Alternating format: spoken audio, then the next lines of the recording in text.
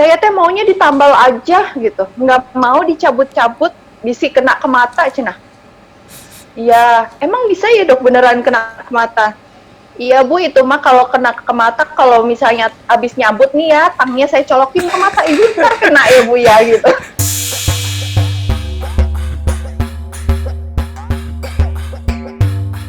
Halo, selamat malam Yuk. semuanya. Kita jumpa lagi dalam segmen teman ngobrol Mindok. Hari ini kita kedatangan teman ngobrol, yaitu Dr. Gigi Belinda Chandra Apsari. Nah, akan membahas apa kita hari ini? Malam ini kita akan membahas tentang gundah gulana dokter gigi yang tidak boleh diketahui pasien. Jadi, dokter gigi sebagai profesional medis selalu mengedepankan etika dalam berpraktik. Hal ini membuat dokter gigi terbiasa atau sudah terlatih dalam hal menyimpan unek-unek di hadapan pasiennya. Tapi apa daya bahwa dokter gigi juga manusia, punya rasa, punya hati, jangan samakan dengan pisau belati. Malam ini, eksklusif teman ngobrol Mindok akan mengupas tentang gundah gulana dokter gigi yang tidak boleh diketahui pasien. Telah hadir di tengah kita, dokter gigi Belinda Chandra Apsari. Beliau adalah dokter gigi lulusan UGM angkatan 2007. Saat ini beliau berpraktik sebagai dokter gigi PTT di Puskesmas Cijeruk, Kabupaten Bogor. Dan tahukah kalian bahwa Dr. Gigi Belinda ini adalah salah satu tim diskusi di dapurnya Kortugi. Beliau pernah dipertarungkan langsung dengan perwakilan Kemenkes di Metro TV untuk membahas dinamika praktisi gigi ilegal di Indonesia. Nah, kita sapa dulu Dr. Gigi Belinda Chandra Apsari. Kita manggilnya nama aja kali ya, biar enak ya. Belin ya. Ya, Belin oke. aja. Belin, silakan sapa dulu deh. Halo semua yang nonton, ketemu lagi. Semoga nggak bosan kalau sama Mas Rifki. Nggak bosan, jadi saya yang jarang-jarang nongol juga nggak bosan ya. Tadi udah dikenalin, saya Dr. Gigi Belinda. Saya saat ini berpraktik di Puskesmas Cijeruk, Kabupaten Bogor. Oh ya, saya bisa ditemuin di Instagram dan Twitter, dan itu aja sih namanya. Akun saya Belinch, BELINDCH. Oke, nanti biar lebih jelasnya kita tulis yang di bawah. Kemudian ada Twitter juga, silakan di follow. Siap. Mungkin ada usaha yang mau dipromosikan mungkin. Aku jualan lumpia. Good. Aku jualan lumpia tapi baru Jabodetabek. Mas Rifki aja belum kebagian ya Mas ya. Nah, ya. Bisa dicek di Instagramnya, di posting ya. Ininya lumpianya ya. Oh, bisa Belum. nanti diposting. Oh, belum. Oke, ya nanti bisa dilihat kalau Saya udah kalau diposting. open PO aja sih. Oke, bisa di follow nanti Instagramnya kita tulis di bawah, ada Twitternya juga, ada YouTube kah yang mau di sharing? YouTube ada tapi jarang posting sih, nggak seaktif Mas Rifki ya. Kalau YouTube yang paling terkenal dari Belinda ini ya yang tadi di Metro TV ya, silakan dicek di situ yang judulnya kalau nggak salah bisnis apa ya? Lubang hitam bisnis gigi. Iya. Nanti cek aja di situ. Nah, langsung aja kita akan ngobrol-ngobrol. Temanya seru banget karena sesuatu yang nggak pernah disampaikan atau cuman apa ya, jadi pembicaraan di antara kita-kita aja dan pasien nih nggak boleh tahu gitu ya. Tapi kita akan membahas hal itu. Belinda ini mulai praktek kapan nih? Tahun berapa nih? Oh, tahun berapa? Aku lulus 2013, langsung 2013. praktek sih waktu itu, alhamdulillah. Iya. Berarti udah Praktek sekitar awalnya masih di Jogja, terus berapa tahun ya? Berarti 7 tahunan ya? wah, lumayan ya, 7 tahun. 7 tahun udah praktek ya. Pastilah banyak sekali menemukan dinamika pasien-pasien yang bermacam-macam karena dokter gigi ini kan banget. Hubungannya dengan orang ya, langsung berhubungan komunikasi dengan orang dan ya macam-macam, pasien tuh macam-macam, orang tuh macam-macam ya, tabiatnya macam-macam. Nah, banyak sekali yang mempertanyakan nih dari masyarakat nih. Pertanyaannya adalah gimana sih cara dokter gigi itu menghadapi bau mulut pasien? Kok bisa tahan gitu loh? Silakan, Belinda. Gimana caranya ya tahan sama bau mulut? Karena nggak dirasa sih sebenarnya Mas. Jadi selama 7 tahun praktek itu istilahnya sekotor apapun mulut pasien itu nggak pernah berasa. Apa karena udah mati ya, udah mati rasa ya hidup ya. Jadi kadang kayak orang-orang tuh, Bel, lu sekolah mahal-mahal lama ya cuman buat bauin jigong orang gitu kan. Emang lo nggak jorok ya dok, nggak jijik gitu ya dok? Kagak gitu, karena nggak berasa bau. Mau setebal apapun karang giginya, serusak apapun giginya, karena mungkin udah mati rasa kali ya itu hidung aku gitu. Jadi kayak saya nggak pede dong ke dokter gigi karena mulut saya pasti bau banget karena isinya tuh jelek banget, gigi saya keropok bla bla bla bla. Tapi nggak bau gitu. Nggak tahu deh, selama 7 tahun ini saya belum pernah nemuin yang bau mulut gitu, nggak. Oke, Udah mati rasa gigi mas. ya ya ya, karena ya yang namanya profesi ya, profesi itu kan orang yang Iya. tiap harinya berkutat di situ gitu. Ya mungkin ya kalau bisa di analogikan ya, analogi pekerjaannya adalah tukang sedot WC gitu ya. Jadi sebau apapun ya pasti dihadapi gitu. Gimana cara menghadapi ya? Ya udah biasa aja gitu kan. Ya karena itu yang dikerjakan sehari-hari gitu. Dan mungkin buat orang yang tidak mengalami sendiri profesi tersebut mungkin jadi pertanyaan gitu loh. Pertanyaan gimana nih dokternya kok bisa tahan banget, apa nggak pusing, apa nggak mual kayak gitu ya. Jadi ya memang ya istilahnya dokter gigi itu makan dari mulut orang lain gitu ya. Jadi jadi udah apa ya, udah kebal, udah dilatih dari sejak dulu ya, dari koas Iya. sudah. Ya namanya mulut ya baunya kayak gitu dan it's okay gitu kan. Iya, tapi Nah, ngomong-ngomong soal mual tadi jadi inget satu pengalaman yang, tapi kayaknya ini pas zaman koas banget. Jadi pernah dapet pasien yang mungkin dia perokok berat ya gitu. Karena lagi masih zaman koas kan masih belum kebiasa gitu ya. Itu tuh baunya tuh nempel sampai pas pulang ke rumah pun masih kerasa bau gitu. Masih nempel di hidung gitu rasanya, bau mulut yang perokok. Mungkin ya karena masih awal-awal gitu ya. Tapi kalau sekarang mah udah kayak ya udah biasa gitu, cuman bau rokok gitu, paling ditanya merokok ya, iya gitu katanya. Jadi mungkin udah kekebalan hidung ini juga udah mulai ningkat atau apa namanya istilahnya, iya jadi udah nggak sensitif lagi gitu sama bau-bau yang begitu gitu mas. gitu. Bahkan saya dengar nih kalau dokter gigi ini bau sendiri bisa mendiagnosis suatu kondisi gigi gitu. Katanya sih kalau bau gigi yang mati ini khas banget kayak gitu ya. Kalau ngeburnya udah sampai dentin itu baunya khas juga. Nah itu gimana, Belin?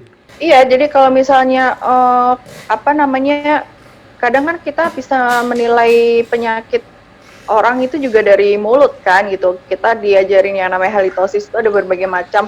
Kayak misalnya orang-orang yang diabetes itu bau mulutnya itu khas gitu. Terus gigi yang gangren atau gigi yang udah mati gitu juga baunya khas. Terus bau mulut perokok gitu-gitu juga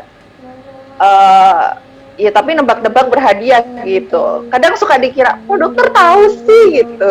Gue kayak jadi berasa dukun gitu loh mas. Gitu. Jadi orang kadang ih, kok dokter tahu gitu. Mungkin mikirnya ini dokter sekaligus dukun kali ya. Iya, jadi memang diagnosis itu bisa lewat hidung dokternya, selain dari alat-alat dokternya sendiri yang untuk memeriksa. Bahkan kan diabetes kan bau keton ya, bau apa sih, aseton, bau kayak.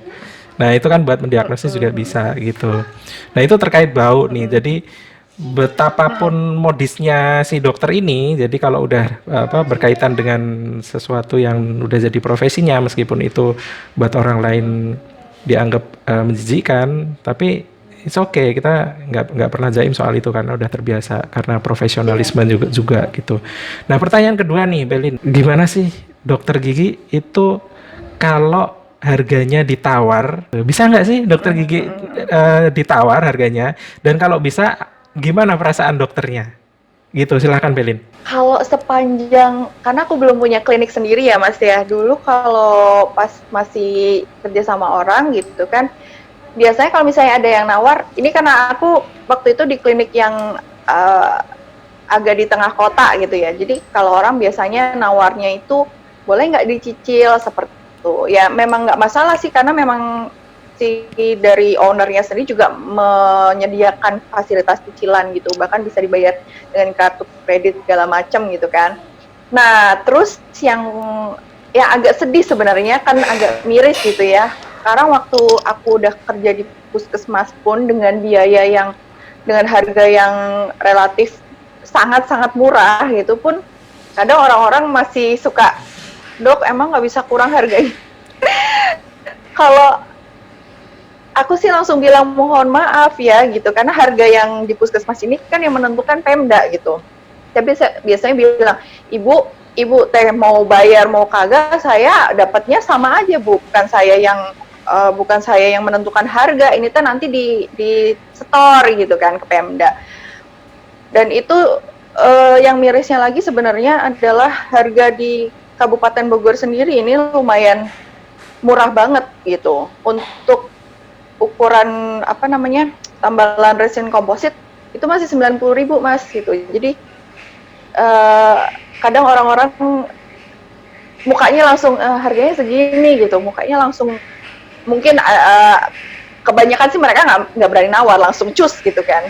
Tapi di situ saya ngerasa gimana ya, ini kok 90.000 aja mereka kok kesulitan gitu loh dengan biaya segitu gitu. Bu, ini peraturan dari Pemda gitu, jadi nggak bisa, ya mau gimana gitu. Kadang mereka datang, oh ya udah dok, nanti saya pikir-pikir dulu gitu. Kadang mungkin mereka pulang sudah dapat uang atau sudah dapat izin dari suami atau keluarganya, datang lagi baru bayar. Itu mukanya udah sumringah gitu. Saya ikut seneng sih kalau kayak gitu. Gitu. Jadi soal harga ini sebenarnya segmented ya. Jadi kebetulan nih Dokter Gigi Belinda ini kan di puskesmas gitu. Jadi puskesmas ini ya semurah-murahnya harga ya di situ gitu. Jadi dan mungkin dari sejawat lain yang bekerja di klinik swasta itu pasti punya pengalamannya juga, pengalamannya sendiri karena segmentasinya juga berbeda gitu. Jadi buat masyarakat nih kalau masih mempermasalahkan harga itu kan segmentasinya macam-macam sebenarnya. Jadi yang perlu masyarakat tahu adalah setajir apapun ada segmentasinya. Kemudian kalau misalkan kita di kelas menengah pun ada segmentasinya, atau kelas bawah sekalipun ada juga segmentasinya. Jangan lupakan koas. Koas juga sebagai satu opsi perawatan yang murah gitu. Ketika pasien nawar harga ini, apakah pernah ini nggak sih, pernah punya pengalaman nggak sih, meskipun pasien udah deal dengan harganya, tapi setelah perawatan, rupanya dia komplain di belakang gitu. Pernah nggak? Kalau komplain masalah harga sih nggak pernah sih gitu, belum pernah maksudnya. Tapi ada juga sih kayak pengalaman dari sejawat lain ya. Kebetulan kemarin ada yang curhat, tapi pasiennya gitu yang curhat ke saya. Dok, saya tuh ngerasa ditipu bla bla bla bla bla gitu kan. Dia cerita, terus dia kasih data-datanya. Ini saya awalnya tuh dibilangin kalau harganya sekian, tapi setelah dilakukan apa namanya perawatan, sambil dilakukan perawatan tuh dokternya bilang begini, ditambah lagi, akhirnya saya harus bayarnya sekian gitu. Oke lah, itu saya terima. Kemudian saya cek lagi tuh laporan dia, maksudnya dari oret-oretannya. Ternyata pada awal cerita itu, pada awal dia sudah tanda tangan inform consent tentang harga, itu sudah dijelasin bahwa perawatan ini harganya sekian. Terus untuk ininya sekian. Jadi sebenarnya jumlah yang ada di totalan awal sama jumlah yang terakhir yang harus dia bayarkan itu sebenarnya sama gitu. Mungkin di sini tuh ketika udah di tengah, entah karena dia pas awal itu tidak memperhatikan dengan baik, terus tiba-tiba di akhir kok jadi segini gitu. Nah, untungnya si sejawat ini memberikan kelonggaran dengan bisa dicicil gitu kan. Jadi mungkin di sini pesan moralnya adalah kalau teman-teman pergi ke dokter gigi gitu kan, dan dokternya yang menjelaskan, itu harus benar-benar dipahami. Kalau perlu ditanyakan lagi, dok, jadi saya harus bayarnya berapa?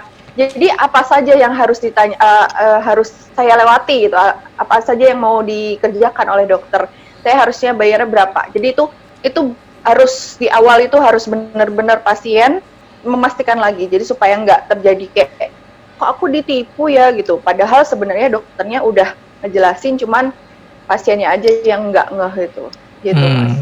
Jadi masalah harga ini emang sensitif ya, dan masyarakat nih kebanyakan sungkan nanya harga di awal, atau aduh sungkan nih mau Ya, nggak enakan nanyain lagi, gitu nggak ya. enakan gitu kan masalah harga kayak gitu. Itulah yang menyebabkan miskomunikasi atau mispersepsi juga di antara dokter dan pasien, dan komunikasinya jadi nggak nyambung, dan itu yang membuat Betul. biasanya membuat pasien menjadi tidak sesuai dengan apa yang diharapkan kayak gitu ya, kira-kira Sebenarnya nggak seperti itu sih. masalah sih kalau misalnya ditanyain ya dari awal gitu ya, ditanyain aja gitu ke dokternya, pasti kurasa juga dokternya juga nggak masalah gitu.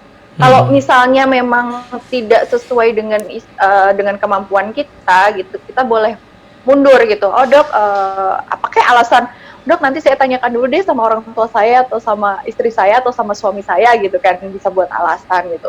Nggak masalah gitu, yang namanya dokter pasti akan memberikan yang terbaik gitu kan, dan di usaha terbaiknya seorang dokter itu pasti ada effort, ada cost-nya gitu kan, ada bahan-bahan, ada alat-alat yang digunakan. Nah itu yang harus diperhatikan benar-benar gitu. Jadi kamu sebagai pasien sudah tahu kamu akan diapain aja, dan kamu tahu kamu harus bayar berapa, jadi nggak akan miskomunikasi, jadi enak sama dokternya pun juga enak, dokter juga ngerjainnya enak gitu. Kan Hmm. pernah waktu itu tahun berapa, 2 tahun atau 3 tahun yang lalu pernah viral itu dia orang apa namanya pulang dari luar negeri terus ke suatu klinik gitu kan, yang dibilangnya promo harganya, tapi ternyata tidak dijelasin atau dia mungkin juga nggak nanya promonya itu harga berapa, terus pas terakhir-terakhir harus bayar sekian. Viral kan itu di Facebook, ingat nggak Mas? Iya, iya, iya, benar-benar. Nah itu mungkin mungkin terjadi di awal karena tidak ada komunikasi. Jadi nggak usah takut gitu. Orang kamu ke salon aja kan nanya gitu kan, nanya oh, potong rambut berapa, cuci blow berapa gitu kan. Itu nggak masalah juga ditanyakan ke dokter. Jadi lebih enak kita. Hmm. Kerjanya enak, kamunya juga dapatnya enak. Mengetahui harga ini Mm-mm. itu juga hak pasien gitu, dan itu diatur Betul. di undang-undang. Jadi pasien berhak mengetahui harga perawatan.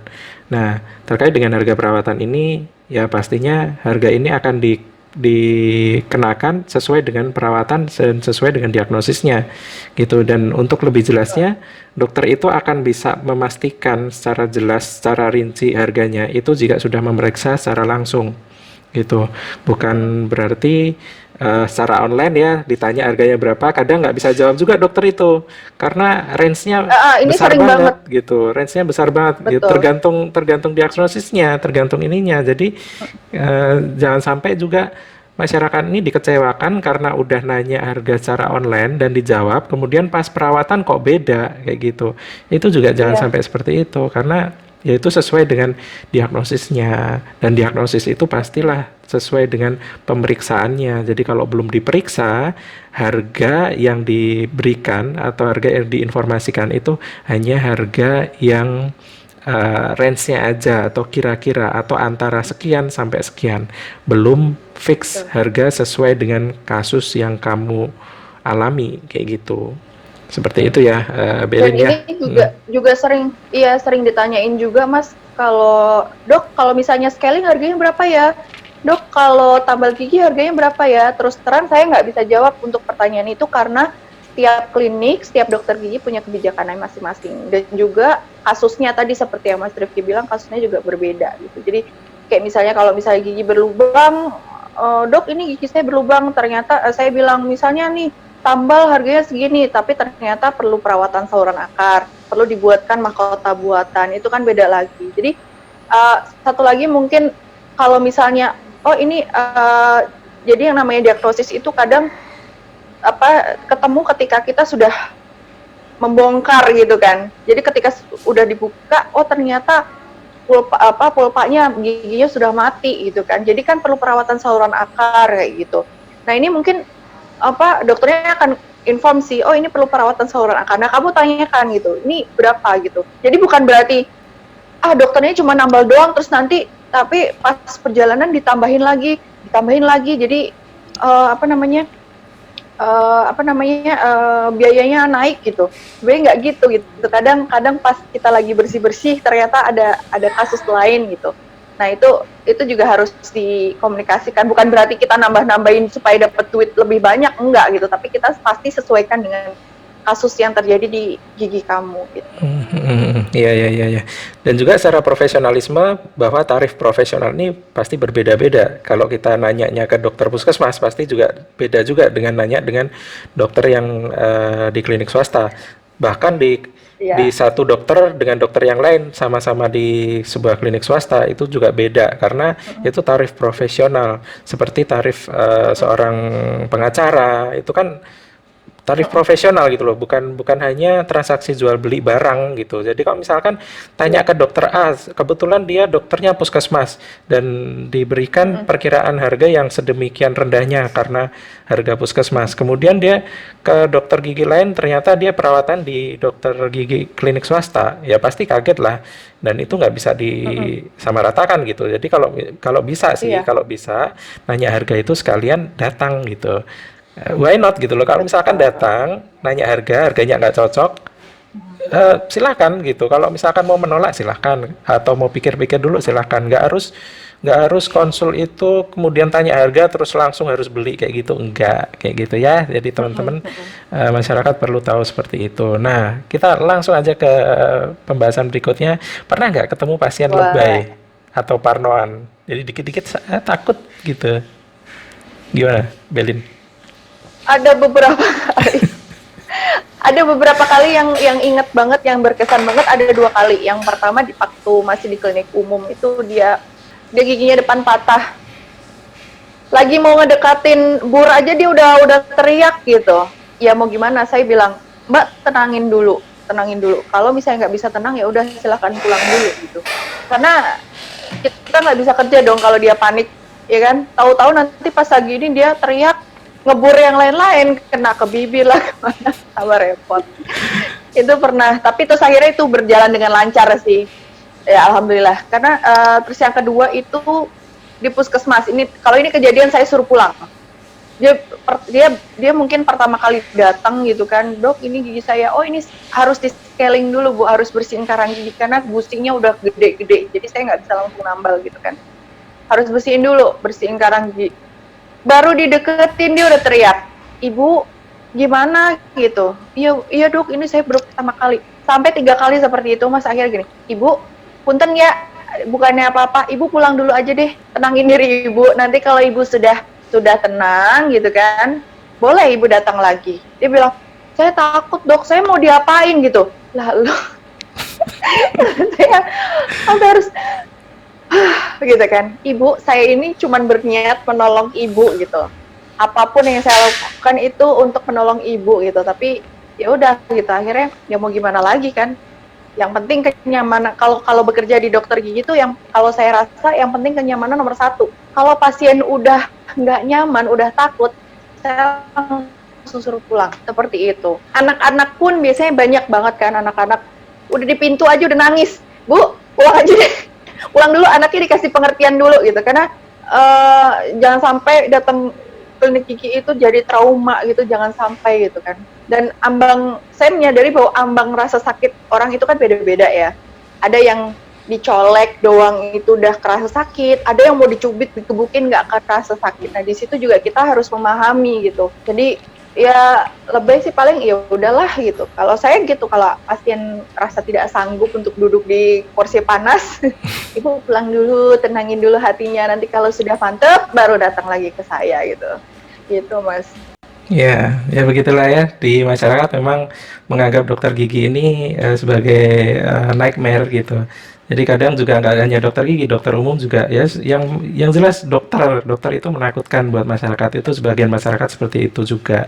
Makanya banyak sekali masyarakat masyarakat yang takut ke dokter akhirnya self medication atau membeli obat sendiri atau menangani sendiri atau justru menahan menahan selama mungkin gitu hanya karena takut dengan dokter atau dokter gigi. Nah itu yang perlu di masyarakat adalah ya kenali dulu gitu, kenali dulu dokternya. Dan sebelum ke situ nih kita harus melaksanakan paradigma sehat, yaitu jangan ke dokter hanya pas ketika parah aja gitu kan.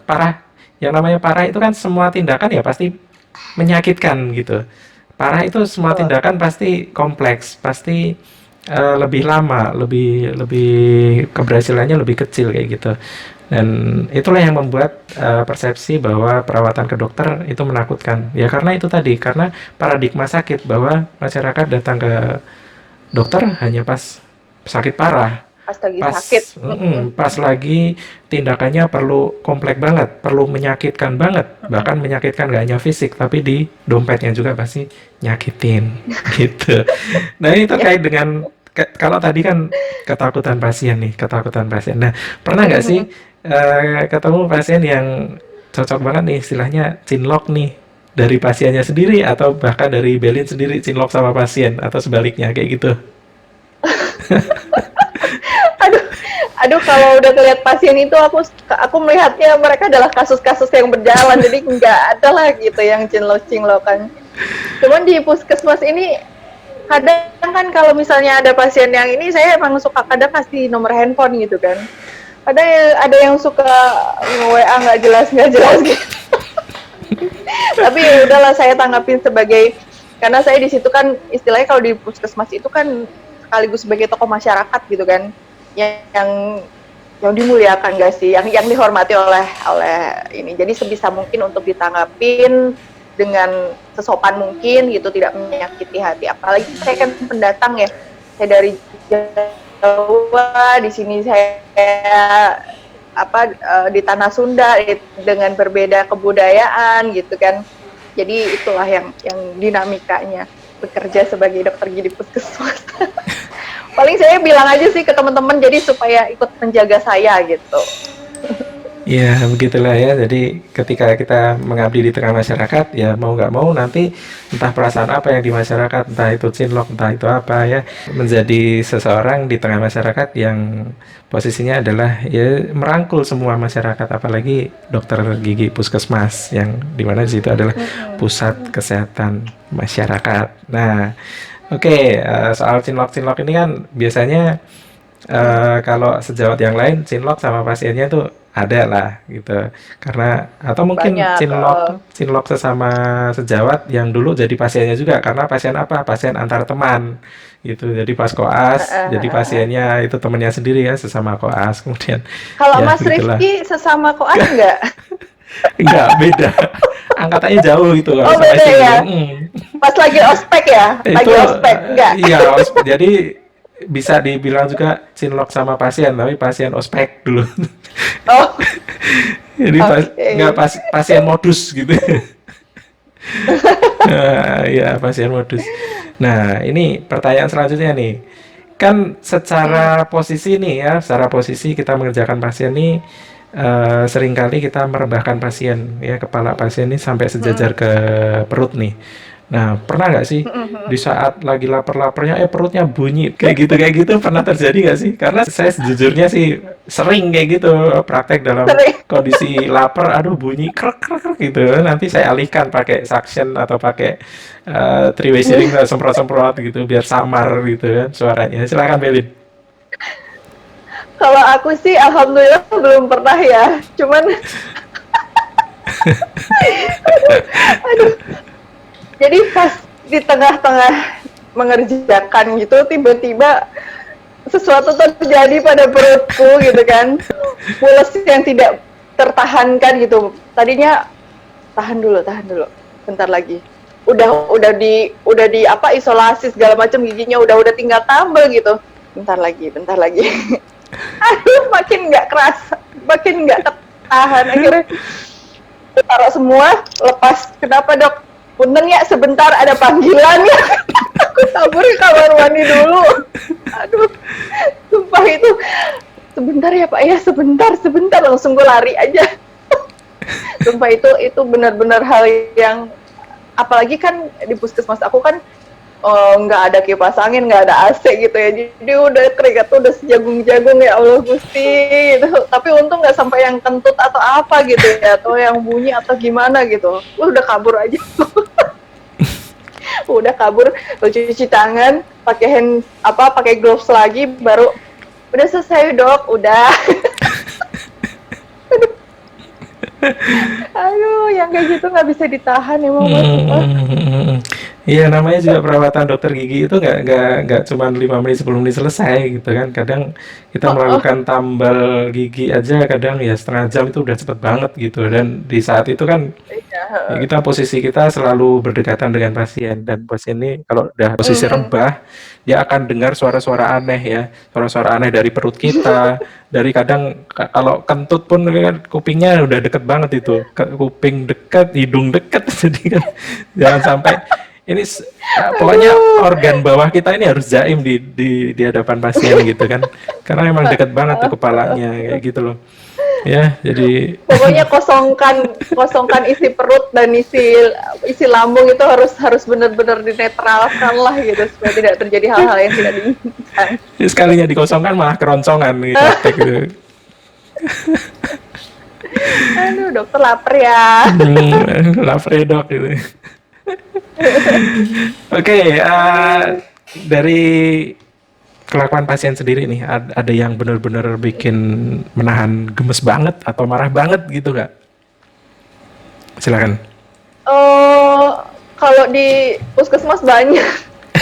Karena orang-orang di puskesmas ini kan ya memang dari segi apa pendidikan segala macam pengetahuan info itu kan juga jadi banget kan masih kurang gitu kan. Jadi pernah suatu hari datang pasien udah abses gede banget mas itu. Saya tanya udah berapa lama absesnya? Udah 2 minggu kata. Hah? Kata gue dalam hati, ibu 2 minggu.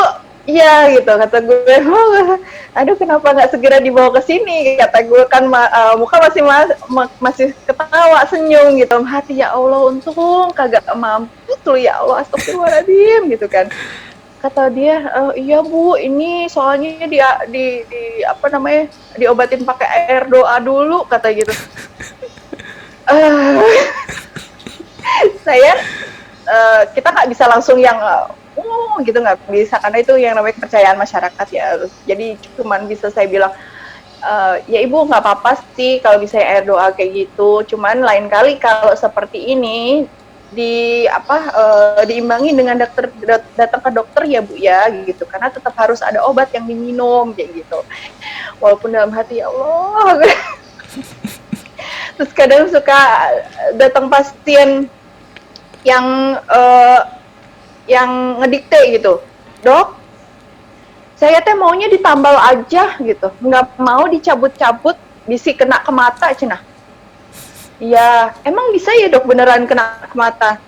Iya bu, itu mah kalau kena ke mata, kalau misalnya abis nyabut nih ya, tangnya saya colokin ke mata, ibu ntar kena ya bu ya gitu.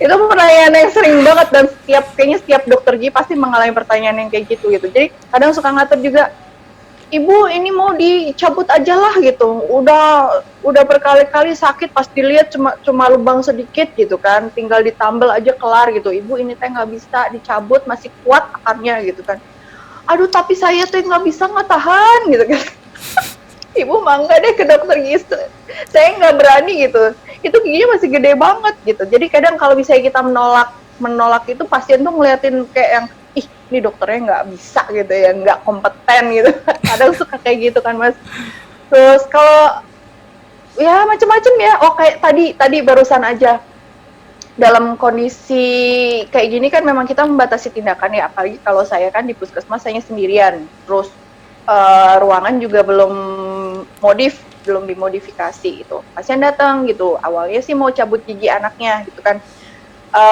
belum goyang banget gitu gigi susunya gitu cuman memang gigi permanennya sudah numbuh gitu ibu ini teh nanti ditunggu aja kata saya kan nanti ditunggu aja di rumah ya gitu kalau udah goyang banget baru nanti dicabut gitu oh iya gitu ya udah deh bu kalau gitu saya minta obatnya aja kata dia obat buat apa bu ini giginya yang atas itu kadang suka sakit jadi suka nambah-nambah gitu loh mas kan kesel ya oh ya udah resepin aja paracetamol ibu ini diminum kalau lagi sakit aja ya gitu kalau nggak sakit nggak usah gitu iya dok gitu jadi kadang juga suka gitu, ibu yang sakit mana giginya, ini yang sini, yang sini, yang sini, semua gitu dok gitu. Pada barolong gitu kata kalau orang sudah bilang kan, pada lubang-lubang gitu kan, pada barolong ini teh gitu kan, suka sakit gitu sampai kepala gatel gitu. Iya ibu gitu. Terus ada keluhan lain nggak bu? Ini suka pegel-pegel sama gatel-gatel. Maksud gue keluhan gigi yang lain gitu kan. Kita ngomongin pegel-pegel sama gatel-gatel gitu. Ya oke lah, kadang-kadang suka berhubungan ya, memang ada bakteri yang kadang suka tercetus di ini. Cuman kan gatal-gatalnya beda gitu loh. Kadang suka oke lah. Jadi lebih banyak mengulur usus gitu kan. Jadi usus gue udah panjang gitu. Orang-orang di sini. Aduh, gitulah. Pengalaman dokter gigi ini kalau dalam hal merawat pasien memang banyak sekali cerita-cerita seru ya, terutama di puskesmas dengan segala macam dinamika masyarakatnya seperti itu gitu. Jadi kadang ada yang lucu, ada yang gemes, ada yang bikin marah banget gitu, yang terkait dengan persepsi masyarakat kayak gitu ya. Jadi kadang tuh kalau misalnya habis nemuin pasien yang ajaib gitu kan, kadang saya tuh suka cerita kalau kadang suka saya di Twitter gitu kan cerita lucu gitu pasien-pasien gitu. Kadang suka yang kesel banget gitu kan mas, jadi saya tunggu lama dulu gitu baru saya panggil pasien berikutnya, karena kalau enggak ntar dia kena semprotan gitu. Aduh, ibu saya teh udah dipanggil belum, sambil nengok-nengok, udah tahu jelas gue lagi ngebur gitu kan, dia udah nengok-nengok di pintu gitu. Ya Allah ibu, sabar ya ibu ya, ini belum selesai nih saya, lama ya ibu. Ya iya kalau ke dokter gigi mah lama gitu, kalau mau cepet mau ke tukang lotek kata. Aduh, pasien. Yang penting adalah komunikasinya seperti apa gitu. Dan dokter gigi diharapkan mampu untuk fleksibel untuk menghadapi seberapa ajaibnya pasien-pasien itu. Ya meskipun juga kadang jadi ganjelan di hati kayak gitu. Jadi harus mengeluarkan unek-unek ya. Harus tersenyum. Ya, kayak gitu ya. Jadi kayak pernah ada pasien yang apa itu mas, jadi dia tuh kalau cerita itu dari A sampai Z gitu. Ibu kenapa lagi gitu datang ke sini gitu, ibu kenapa lagi, keluhannya apa lagi gitu kan gitu. Jadi itu ya bu ya, kemarin kan bulan Januari tanggal 24 saya kan kesini ya udah ditambal sama ibu, terus tanggal 27 saya makan keripik. Terus itu nggak apa-apa, tapi tanggal 31-nya saya teh sakit, tapi saya diemin aja. Akhirnya kan Februari saya kesini lagi ya Bu ya. Jadi dia cerita dari zaman sebelum Masehi sampai pokoknya harus ngadepin dia itu benar-benar yang harus, kata gue ke adminnya gitu, Teh Ucung dia lagi cerita apa lagi dok hari ini. Jadi kadang dia cerita, saya tuh ketemu sama saudara saya, ini begini-begini, jadi semua diceritain gitu sama dia. Itu ada satu pasien lagi, pasien itu yang, tapi sekarang belum datang lagi sih. Pokoknya kalau cerita, ya gitulah macem-macem mas. Kalau apalagi kalau di puskesmas tuh kita benar-benar harus benar-benar bisa, ya bukan hanya di puskesmas ya, harus benar-benar bisa berempati sama pasien kita supaya dia pun nyaman sama kita gitu. Ya. Jadi ya sering banget nih si dokter gigi ini mendapatkan curhatan-curhatan dari pasiennya. Nah, giliran dokter giginya pengen curhat, nanti tinggal curhat di sosial media gitu, di Twitter kayak gitu. Nah, khusus dokter Belinda ini kan dia suka nulis ya. Jadi cek deh tulisan di mana di ini tulisannya. Aku ada nulis akun, di Storyal. Apa Storyal ya? Ya di Storyal ada, aku bikin novel yang behind the scene itu, ceritanya aku ambil dari kita nih mas, dari obrolan kita waktu di grup Kortugi gitu kan. Jadi behind the scene itu cuman dibumbui fiksi gitu kan. Kan kalau gue kan orangnya sukanya yang romantis halu gitu. Ada itu suka di situ. Jadi di akun Storyal saya juga namanya Belins. Pokoknya semua akun sosmed saya namanya Belins aja. Ya, oke. Kupet juga Belins. Oke, jadi hobinya banyak banget nih. Selain dokter gigi, hobinya juga nulis dan di Twitter ya, follow aja Twitternya itu ya lucu-lucu juga. Ya apa kalau udah waktunya pengen menumpahkan segala sesuatunya ya di Twitter nih ya, keren banget nih.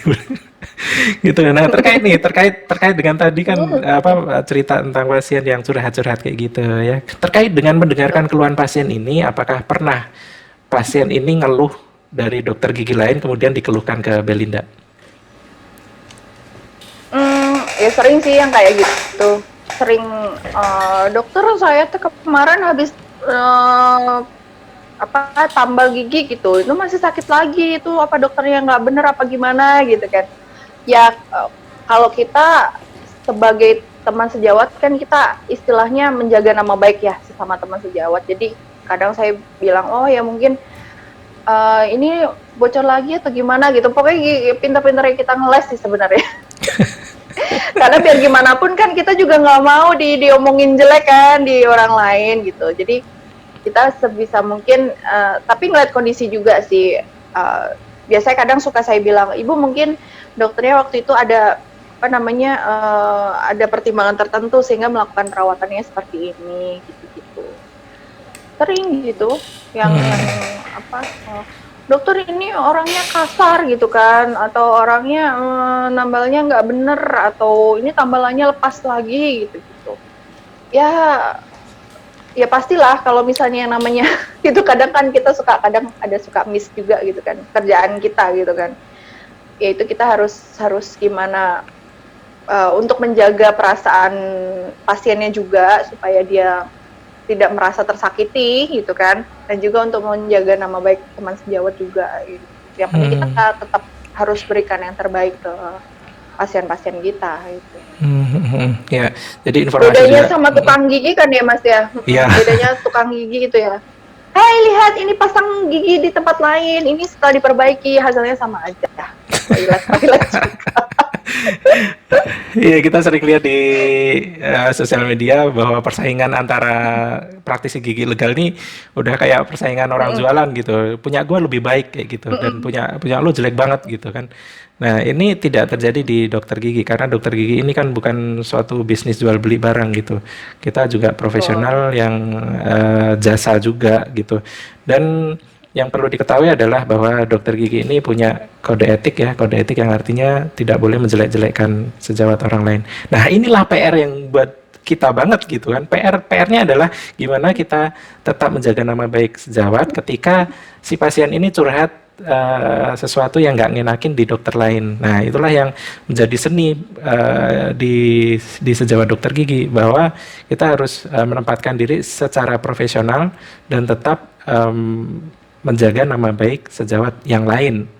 Nah, dengan cara seperti apa? Nah, ini setiap dokter punya tips dan triknya masing-masing gimana bisa menjawab dengan baik di pasien. Kemudian juga bahwa si pasien ini juga berhak mendapatkan second opinion. Jika pasien masyarakat tidak puas dengan dokter A, itu boleh menanyakan ke dokter yang lain kayak gitu. Itu hak pasien juga untuk mendapatkan second opinion. Oke, kita udah di penghujung obrolan. Mungkin ada yang mau ditambahkan, Belinda, silakan. Apa ya yang jelas? Saya lebih ke orang-orang yang biasanya suka nanya ke saya ya gitu, dokter gigi saya ini diapain. Sekali lagi yang namanya perawatan gigi dan mulut itu tidak bisa yang giginya lubang itu harus ditambal, nggak bisa. Jadi harus ada beberapa. Kita harus periksa langsung secara klinis gitu. Walaupun kita bisa perkirakan, oh dia sering sakit, oh dia sakitnya kalau makan aja, itu ada perkiraan seperti itu. Tapi kita tetap harus ngelihat secara langsung gitu. Kita lihat, kita buka lubangnya gitu kan. Jadi mohon maaf kalau misalnya yang buat teman-teman yang mungkin melihat ini juga, yang kadang suka saya suka beda gitu jawabannya, suka bukan ketus ya, dingin gitu kan di DM atau di private message gitu, karena itu saya nggak ngerti gitu, gigi kamu harus diapain. Jadi saya kembalikan lagi gitu, kamu silahkan datanglah ke dokter gigi terdekat gitu kan, mungkin itu perlu diiniin gitu, biasanya saya gituin. Jadi kalau misalnya teman-teman curhat atau konsultasi ke dokter gigi secara online yang kamu nggak bisa datang langsung, apalagi dalam kondisi kayak gini, ya apa namanya, jangan langsung dijadikan itu sebagai gue cuman perlu ditambal doang, jadi nanti aja, enggak gitu. Kalau misalnya kamu mampu, kamu bisa, kamu di dekat kamu ada dokter gigi yang sudah buka praktek, segeralah sebelum semua itu terlambat gitu. Jangan sampai ditunda-tunda gitu. Dan terus pesan lagi, jangan ngerasa malu atau jangan ngerasa sungkan atau apa, nggak pede kalau ke dokter. Kemarin ada yang sampai bilang kayak gini, iya dokter, aku tuh suka nggak enak gitu kalau ke dokter, soalnya gigiku jelek banget gitu. Kita nggak peduli gitu kan. Itu nggak, bukan sesuatu, lu tuh nggak spesial gitu loh. Kita udah ngeliat mulut orang banyak banget, jadi lu jangan ngerasa pede paling jelek mulutnya, enggak gitu. Yang penting adalah kita fokusnya sama kasusnya. Jadi jangan ngerasa malu, jangan ngerasa minder kalau ke dokter gigi. Kadang dokter saya malu, gigi saya jelek banget. Bodoh amat gitu kan. Gue nggak peduli gitu. Yang bisa aku lakuin, gue lakuin. Seperti itu mungkin Mas ya.